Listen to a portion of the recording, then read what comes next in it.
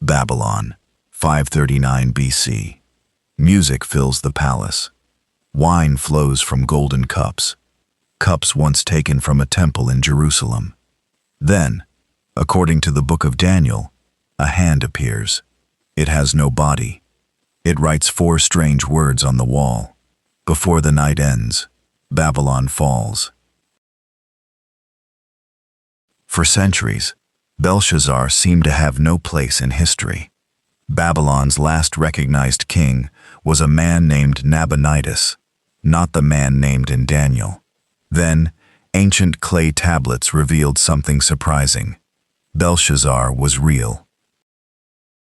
By the end of this video, we will discover who Belshazzar really was, and why the truth preserved in clay is more complicated than the story written in the Bible. Welcome back to EraSpeak. This is the story of Babylon. Long before kings and prophecies, Babylon was just a small town on the Euphrates River. It stood in a wide, flat land between 2 great rivers, a land the Greeks later called Mesopotamia.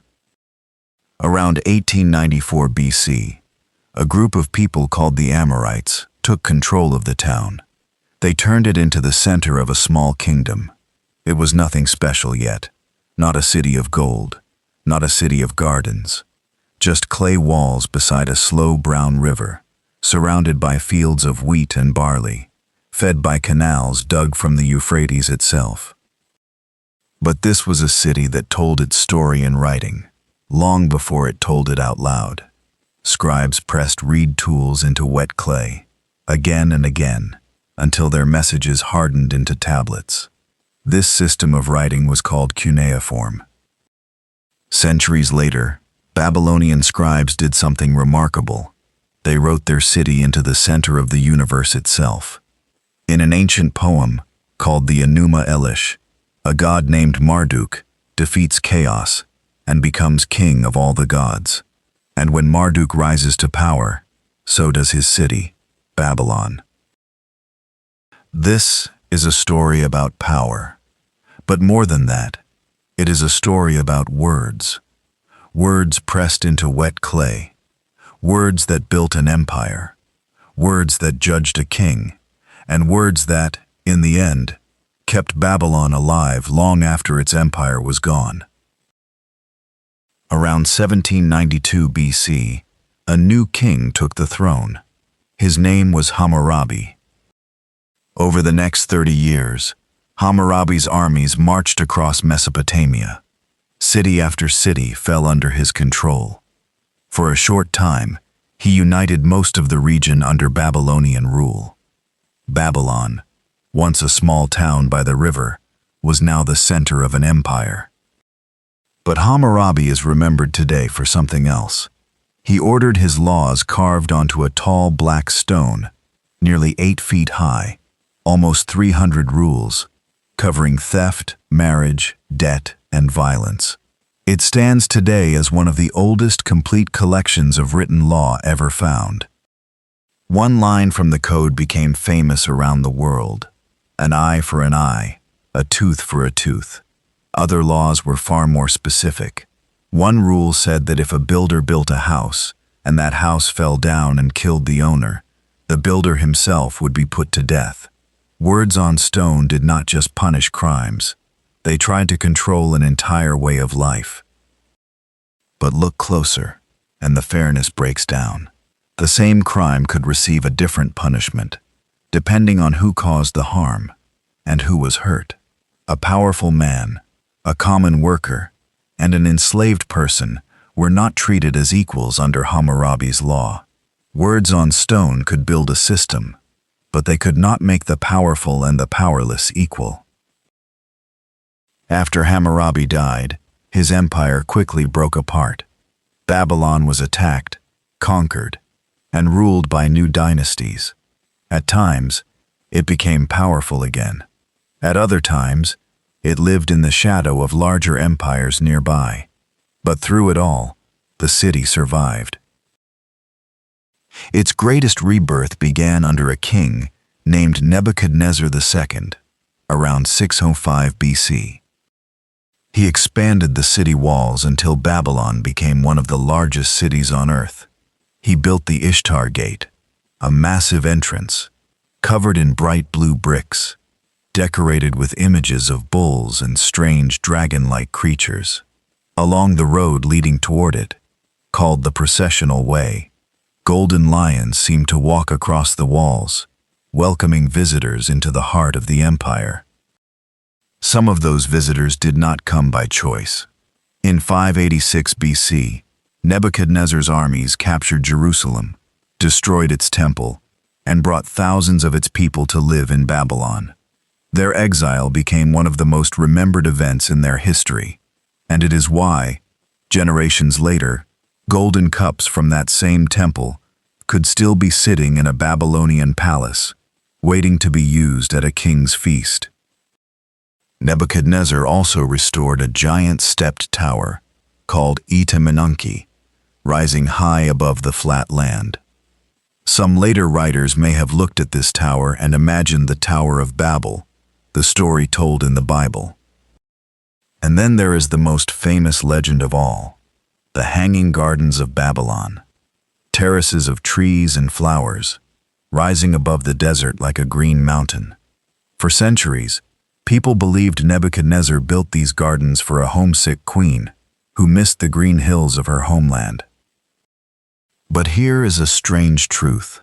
Archaeologists have searched the ruins of Babylon for more than a century, but they have found no remains that can be clearly identified as the Hanging Gardens, no accepted location, no clear proof of the great watering system described by later writers. One expert on ancient Mesopotamian languages, Stephanie Daly, believes the real gardens stood somewhere else entirely, in the city of Nineveh, built by a different king, almost 100 years earlier. Her theory has gained serious attention, but it remains debated. It has not been proven. While kings built walls and gardens, other Babylonians looked upward, not outward. For generations, astronomers recorded the movement of the planet Venus. They tracked the timing of eclipses. They followed the slow paths of the stars across the night sky. Night after night, year after year, they pressed their observations into clay. Their records helped later scholars use mathematics to understand and predict events in the sky. Their ideas also shaped astrology in many other cultures, far beyond Babylon's walls. Long after the last Babylonian king was gone, people around the world would still use a 12-sign zodiac, shaped by the observations of Babylonian astronomers. Then Babylon's last king made a strange decision. His name was Nabonidus. He left the capital and traveled far away, to a desert oasis called Tama, hundreds of miles from home. He stayed there for almost 10 years. While Nabonidus was away, he gave control of the army and much of the government to his oldest son. That son's name was Belshazzar. Nabonidus eventually returned to Babylon, but the years he spent away left behind a puzzle that would confuse historians for more than 2,000 years, long after Babylon itself had turned to dust and sand. Belshazzar ruled like a king. He held royal power. He commanded soldiers. But Babylon's official records never called him one. And for centuries, that missing title made him look, to many historians, like nothing more than a character invented for a Bible story. Historians rarely have just one version of a story like this. For the fall of Babylon, they have 3, written by different people at different times, for different reasons. Here is where the story splits into 3 different voices. According to the book of Daniel, Belshazzar held a great feast for 1,000 of his nobles. He ordered the golden cups taken from the temple in Jerusalem to be brought out. He drank from them with his guests, praising gods made of gold and silver, wood and stone. Suddenly, a hand appeared. It had no arm, no body, only fingers, writing on the plaster of the palace wall. 4 strange words. Mene, many, tekel, parson. No one in the room could explain them. A wise man named Daniel was called before the king. He said the words meant that Babylon had been weighed on the scales of judgment and found too light. That very night, Daniel said, the kingdom would be divided between the Medes and the Persians. The contemporary Babylonian chronicle tells a different, more limited story. This ancient record says that Persian forces, led by Cyrus the Great, first defeated the Babylonian army at a battle near a city called Opis. Days later, the city of Sippar surrendered without a fight. Only after that did Persian soldiers reach Babylon itself. The chronicle says this final step happened without a battle inside the city walls. Writing about a century later, the Greek historian Herodotus added another dramatic detail. He claimed that Cyrus's soldiers lowered the level of the Euphrates River, then marched into the city along the dry riverbed, underneath Babylon's massive walls. It is a vivid, exciting story, but the Babylonian chronicle never mentions it, and historians today cannot confirm that it really happened. So which parts of this story are true? For a long time, many scholars questioned the historical details of the story, because Belshazzar's name did not appear anywhere on Babylon's official list of kings. Then, in the 19th century, scholars translated inscriptions written during the reign of Nabonidus. They confirmed that Belshazzar was real. He was Nabonidus's eldest son. Other records showed that he received control of the army and much of the government during his father's absence. The clay tablets did not prove the mysterious hand. They did not prove the feast or Belshazzar's death that night, but they solved the historical puzzle at the heart of the story.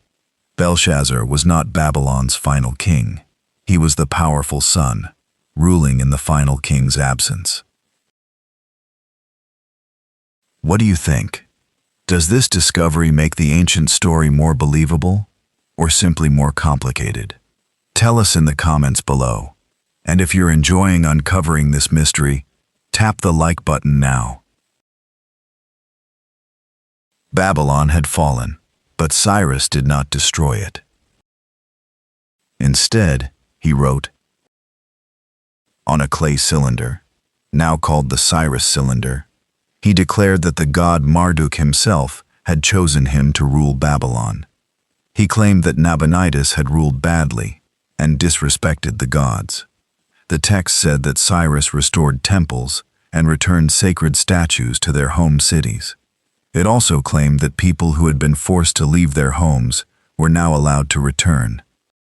To modern readers, this can sound like a message of religious tolerance, and the policy may have brought real benefits to some communities.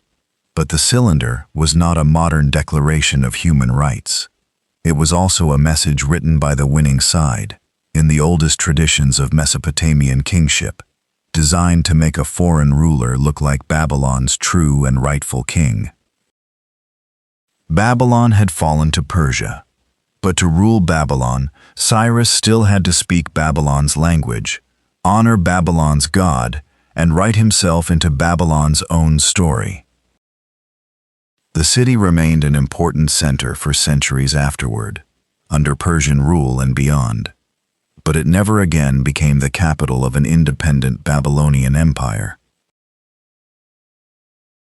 Babylon lost its empire within a generation of Nebuchadnezzar's death, but it did not disappear. Its laws were copied, buried, forgotten, and finally read again thousands of years later. Its stories traveled into other religions, languages, and centuries. Its astronomers left records that scholars still study today. Even Cyrus, the man who conquered Babylon, had to describe his victory in Babylonian words. The writing on the wall may belong to faith and legend, but the writing pressed into clay is real, and through it, Babylon still speaks. Like Babylon's scribes, we learn one sign, one word at a time, slowly, patiently, until the story is complete.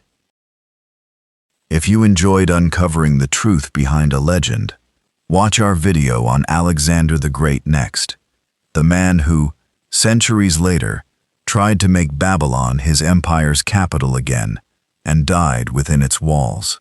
And if you want to keep learning English through the greatest stories in history, subscribe and join us for the next one.